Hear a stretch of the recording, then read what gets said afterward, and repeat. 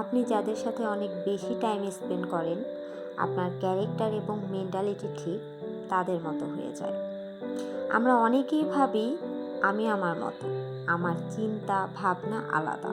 Actually আপনি ঠিক ততটুকু যতটুকু আপনার চারপাশের আর 4-5 জন মানুষ।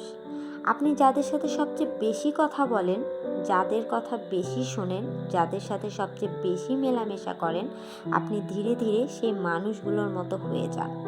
আপনার চারপাশে অলওয়েজ নেগেটিভ, লেজি, ডিপ্রেসড মানুষরা যদি ঘোরাফেরা করে, তাহলে আপনার মধ্যেও সেই গুণগুলো ঢুকে যাবে। আবার আপনি যদি এমন সব মানুষের সাথে, যারা অনেক বড় বড় স্বপ্ন দেখে, কাজ করে, এগিয়ে যেতে চায় উন্নতির পথে, তাহলে ধীরে ধীরে আপনি বদলে যাবেন ঠিক তাদের মতো। তাই এমন সব মানুষের সাথে থাকেন, যাদের সাথে মিশে আপনি জীবনে ভালো কিছু করতে পারবেন এবং ভালো জায়গায় যেতে পারবেন।